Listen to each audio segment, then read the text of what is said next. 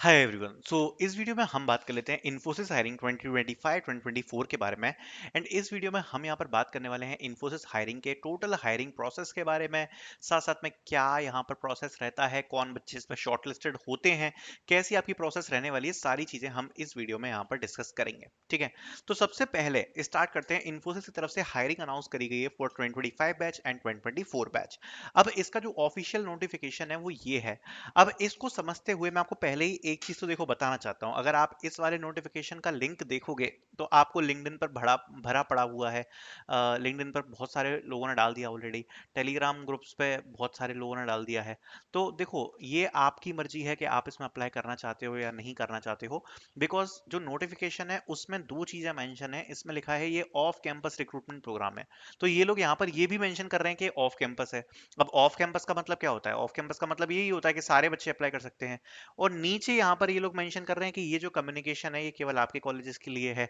तो यहाँ पर मतलब एक कंफ्यूजन तो है ही कि ये ऑफ कैंपस की तरफ से है प्रोग्राम या नहीं है। बट मैं आपके ऊपर छोड़ता हूँ इस चीज को। And most probably I would say that कि आप अपने टीपीओ से एक बार कंफर्म कर लो। और अगर आपकी टीपीओ बिल्कुल वेस्ट है, अगर आपको उम्मीद है कि आपके ऑन कैंपस में तो कुछ आता ही नहीं है, then obviously you can try to apply. ठीक है, then try to apply in this. And how would you get the link will be in the description. Link will be in the description. ठीक है, so that you can check. But मैं एक चीज आपको जरूर बोलूंगा, आप अपनी टीपीओ से इसलिए पूछ लेना कि अभी इन्फोसिस की ये जो हायरिंग है ये चालू हुई है। एंड फॉर एन एग्जांपल, अगर ये वाली जो हायरिंग है इसमें आप अभी अप्लाई कर देते हो, मैं आपको एक नेगेटिव पॉइंट बता रहा हूँ। ठीक है, मान लिया गया अगर आप इसको अभी अप्लाई कर देते हो एंड ये हायरिंग आज से 15 या 20 दिन बाद आपके कॉलेज में आती है, और तब टीपीओ कहती है कि भैया आपको इस फॉर्म को भरना है, और अगर आप फॉर्म को एक बार ऑलरेडी भर चुके हो, तो क्या होगा? फिर आपके लिए प्रॉब्लम हो जाएगी। बिकॉज अगर आप ऑलरेडी फॉर्म को भर चुके हो पहले से ही, जबकि आपके कॉलेज में इन्फोसिस आई है 15 दिन बाद, तो आपके लिए प्रॉब्लम क्रिएट हो जाएगी। तो इसलिए मैं आपको कह रहा हूं अपने टीपीओ से जरूर पूछ लेना, एक बार कंफर्म कर लेना कि क्या इन्फोसिस आने वाली है। बिकॉज काफी कॉलेजेस में ये बोला जा रहा है कि अभी 5 से 10 दिन बाद या 15 दिन बाद कुछ कॉलेजेस में इन्फोसिस आ जाएगी। अगर आपका कॉलेज अच्छा है तो हो सकता है आ जाए आपके कॉलेज में, है ना। बाकी जो 2024 बैच वाले बच्चे हैं उनका तो कैंपस प्लेसमेंट अब होना नहीं है। तो 2024 वाले बच्चों के लिए ना इन्फोसिस की हायरिंग होनी है, ना कैंपस का प्लेसमेंट होना है। तो वो लोग तो आराम से अप्लाई कर सकते हैं, उनको तो कोई प्रॉब्लम है नहीं। बाकी 2025 बैच के लिए कंफ्यूजन है, तो वो मैं आपको जरूर आपके ऊपर छोड़ता हूँ कि आप किस प्रकार का अपना डिसीजन लोगे। ठीक है, इसलिए मैंने आपको पहले ही चीजें क्लियर सारी कर दी हैं। बाकी लिंक आपको जो है वो मैं डिस्क्रिप्शन में प्रोवाइड करा रहा हूँ। वो इसलिए मैं प्रोवाइड करा रहा हूँ, पहले आप कहोगे कि भैया पहले तो आपने नहीं प्रोवाइड कराई थी, आप कहते चलो ऑफिशियल कंफर्मेशन के लिए वेट करने। क्योंकि उसका रीजन है कि ऑलरेडी हर जगह पे तो लिंक जा ही चुकी है। ठीक है, यूट्यूब पे भी कुछ लोगों ने डाल दी, टेलीग्राम पे भी डाल दी, लिंक्डइन पे भी डाल दी। अब अगर हर जगह चली गई है तो मैं अकेला बच के क्या ही करूंगा इसमें से क्या ही कोई फायदा तो होने नहीं वाला। तो आपको मैं भी लिंक डिस्क्रिप्शन में दे देता हूँ, बाकी आपकी मर्जी है। मैंने आपको सिनेरियो पूरा क्लियर कर दिया है कि किन बच्चों को अप्लाई करना चाहिए, किन को नहीं करना चाहिए, किन को वेट करना चाहिए, किन को टीपीओ से कंफर्मेशन लेना चाहिए। सारी चीजें मैंने आपको पहले ही बता दी है। ठीक है, देन एग्जाम पैटर्न के बारे में बात कर लेते हैं। तो सबसे पहले यहाँ पर कोडिंग टेस्ट आपका होने वाला है, फिर आपका एक इंटरव्यू होगा, फिर आपका एचआर इंटरव्यू होगा। ये यहाँ पर आपकी पूरी की पूरी प्रोसेस होगी। और जो कोडिंग असेसमेंट है यहाँ पर टोटल टाइम आपका 3 आवर्स का रहेगा और टोटल क्वेश्चन 3 आएंगे। अभी इसके बारे में डिस्कस करते हैं। तो ये जो कोडिंग टेस्ट है ये बेसिकली आपका कोड फोर्सेस के कॉन्टेस्ट जैसा होता है। अब कोड फोर्सेस में काफी सारे कॉन्टेस्ट होते हैं, बट मैं आपको एक आइडिया देता हूँ। अगर कोड फोर्सेस के आप एक मीडियम हार्ड कॉन्टेस्ट की बात करो, तो उस लेवल का ही आपको एग्जाम देखने को मिलता है। अब आप कहोगे ये इतना डिफिकल्ट एग्जाम क्यों है, इतना डिफिकल्ट एग्जाम क्यों है? उसका एक सिंपल सा रीजन है।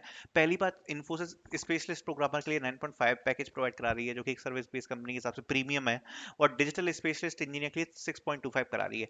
अब ये जो कोडिंग टेस्ट है इसमें एक्चुअली होता क्या है, बहुत सारे बच्चे एक साथ अपीयर करते हैं। अगर मैं लास्ट ईयर के बारे में एग्जाम्पल दूं, तो लास्ट ईयर जब ये हायरिंग हुई थी तो एक साथ 40 से 50 हजार बच्चों ने ये वाला टेस्ट दिया था। अब होता क्या है कि केवल 3 ही कोडिंग क्वेश्चन आते हैं। अब वो लोग ये चाहते हैं कि जो बच्चे 1.5 से 2 कोडिंग क्वेश्चन सॉल्व कर दें, उनको वो लोग शॉर्टलिस्ट कर दें। बिकॉज जो टाइम है टेस्ट का वो 3 आवर्स का है। तो जो टेस्ट की ड्यूरेशन है वो काफी ज्यादा बड़ी है।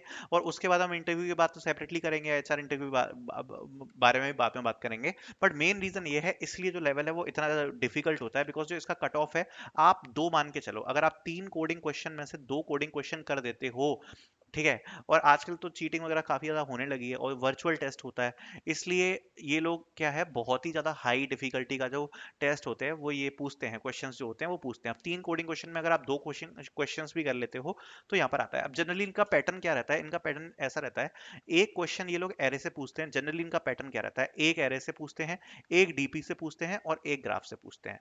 ये इस प्रकार का इनका कुछ पैटर्न रहता है, ठीक है। जनरली कभी कभार क्या हो जाता है कि हो सकता है कि ग्राफ का तो ऑलमोस्ट हर बार देखने को मिलता ही है क्वेश्चन, तो डीपी और एरे की जगह कुछ थोड़ा सा टॉपिक चेंज हो जाए, स्ट्रिंग, हैशिंग, राइट, या फिर रिकर्जन, तो इस प्रकार से कुछ हो जाए। लेकिन हाँ, डिफिकल्ट होगा क्वेश्चन, मीडियम हार्ड डिफिकल्टी का होगा। 3 कोडिंग क्वेश्चन यहाँ पर पूछे जाते हैं। अब मैं आपको जो लास्ट ईयर एग्जाम हुआ था उसका एक बार क्वेश्चंस का लेवल दिखाता हूँ, जिससे आपको एक एग्जैक्ट आइडिया पड़ जाएगा। अगर आप देखोगे तो जो पहला कोडिंग क्वेश्चन पूछा गया था वो था पैलिंड्रोम स्ट्रिंग। इस क्वेश्चन में क्या पूछा गया है इसको जरा एक बार डिस्कस कर लेते हैं, ठीक है। यहाँ पर कोडिंग में पूछा गया है, you are given an array which consist of N distinct string, you can perform the following operation on a any numbers of time, remove any string from A, let K be the concatenated string formed by string present in a, find the longest k which is palindrome, ठीक है। Basically ये लोग ये बोल रहे हैं कि भाई आपको काफी सारी स्ट्रिंग्स दी गई हैं, लाइक ए बी, जैसे यहाँ पे n नंबर दिया है तो n इज इक्वल्स टू 5 हो गया, तो 5 स्ट्रिंग्स दी है, like A B A, C B B A and 4 times A.